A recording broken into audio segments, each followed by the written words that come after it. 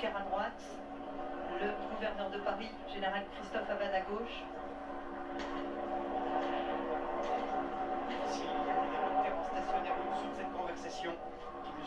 Voilà, Macron, il est arrivé à Place Étoile.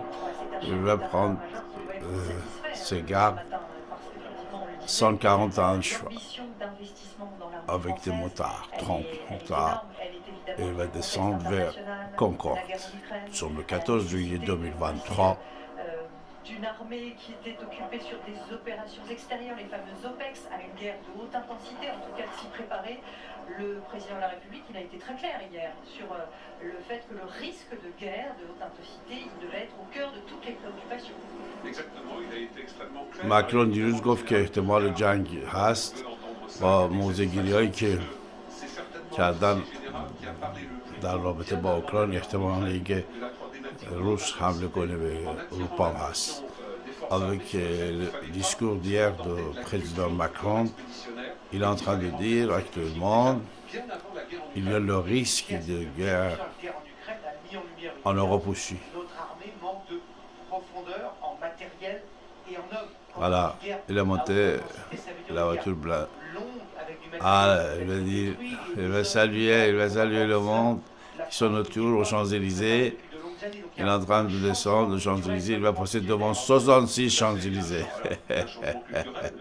L'avantage, je dirais, de l'armée française, c'est que c'est une armée d'emploi, c'est une armée aguerrie. On va voir tout à l'heure des matériels nouveaux, et si on les voit sur les Champs-Élysées, c'est qu'ils ont été programmés, je dirais, il y a 10-15 ans, donc c'est toujours cette anticipation. La loi de programmation militaire, elle permet justement d'anticiper, d'avancer plus loin. Les motards de la garde républicaine qui entourent موتورهای حفاظتی رو ببینید دور مکرون چه زیبا. hautes instances militaires. Extraordinaire image prise depuis le sommet de l'Arc de Triomphe. Extraordinaire image. Avec donc ces chars, vous les voyez, j'ai eu le privilège d'être à guerre des temps anciens, il y a 56 ans, 8 ans, 10 ans, quand on nous disait que le danger چه زیباست نگاه کنید. وسط سی تا موتور سوار. Et que donc les chars, franchement, on pouvait les mettre au rebut. Exactement. Puisqu'il n'y a aucun char Leclerc n'était fabriqué depuis 2017 ou 2008. Oui, vous avez tout à fait raison de le dire. À la fin du siècle dernier, l'effectif cible pour les Leclerc, c'était autour de 1300 chars. Au tournant du siècle, on est passé à 700. Et vous l'avez rappelé tout à l'heure, on en a 220. Et certainement que 180 à 190 qui fonctionnent, qui vont être rénovés et qui doivent tenir jusqu'en 2040. Donc tout ça qui est un mal endémique français. Et puis on s'est aperçu à la faveur, pourrait-on dire, de cette guerre en Ukraine, que lorsqu'on parle de l'excellence technologique française, par exemple des canons César, on a pris le boulier, on a compté, on s'est dit mais la France dispose de 20 canons César, ou 30 ou 40, très peu. 70. Et on en a donné 20 ou 30. Et on en a donné une vingtaine aux Ukrainiens. Donc ce n'est pas une armée de masse. Non, effectivement, ce n'est pas une armée de masse, ni en matériel, ni en hommes. Alors, à l'intérieur de ces formats qui ont été réduits, notamment antiques, et le président évidemment en tête, est-ce qu'il y a des... On entend des huées, des applaudissements. Il y a eu des pierres de souligner ainsi qu'à Claire. Cela fait très longtemps, 10 ans. Oh, Nicolas. C'est que constitutionnellement, il ne sera plus président dans 4 ans. Nicolas Sarkozy a tenté de se représenter, il n'a pas été réélu. François Hollande en a été en quelque sorte empêché par les sondages et par sa cote de popularité, mais lorsqu'il descendait les Champs-Élysées, il ne savait pas qu'il ne pourrait plus être président. Emmanuel Macron sait qu'il le sera.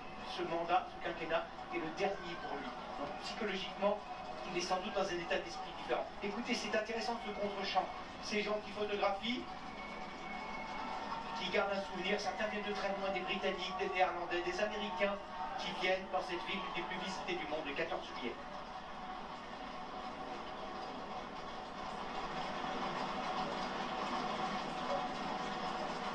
Et on profite de cette image incroyable chaque année, de ces chevaux magnifiques dans la brume. Vous voyez l'impression de force que ça dégage. Donc là c'est une impression pacifique. Mais imaginez les régiments de cavalerie à 1000, 2000 cavaliers sous l'Empire, qui, eux, avaient des intentions belliqueuses vis-à-vis des ennemis de la France ou des adversaires de la France. Ça vous donne une puissance de combat qui est incarnée... C'est la dernière descente de Champs-Élysées, dernière 14 juillet de Macron. Hein? Macron dit que c'est à ce moment-là, lorsqu'il descendait les Champs-Élysées le 14 juillet, que la charge ô combien noble et écrasante lui tombait sur les épaules, qu'il avait le sentiment d'être le responsable de la sécurité du pays, de la sécurité des Français et de l'unité de la patrie. Et c'est sans doute ce que dit à cet instant Emmanuel Macron.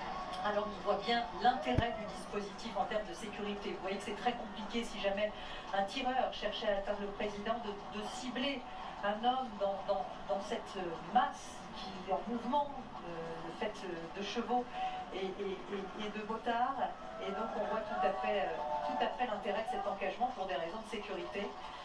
Ne rappelons pas de mauvais souvenirs, mais c'est déjà arrivé, il n'y a pas si longtemps, au début des années 2000, Maxime Brunerie, un extrémiste dérangé, qui a visé le président de l'époque, qui était Jacques Chirac. Et depuis, on sent que les services de sécurité sont extrêmement nerveux. C'est arrivé à Nicolas Sarkozy, à François Hollande, à Emmanuel Macron, lorsqu'ils sont autour de l'Arc de Triomphe, lors de cérémonies officielles, le 8 mai, le 11 novembre, d'aller au-devant de la foule, une foule qui n'a pas été systématiquement fouillée, de faire des selfies, d'échanger. Et là, on sait qu'on voit que les services de protection... ببینید چقدر ایران رو ذلیل کردن تو دنیا این آخوندا که وقتی از جلو ایران ایر رد شد کامراها رفت رو هوا رو نشون داد و زمین رو نشون داد که ایران ایر دیده نشه. روبروی دفتر ما ایران ایر 66 دیده اونو برخیابون ما این برخیابون، ولی هر سال همین کار میکنن که ایران ایر دیده نشه. Et pourtant, beaucoup veulent l'entreprendre. Absolument. Mais effectivement, il y a une attraction de la foule.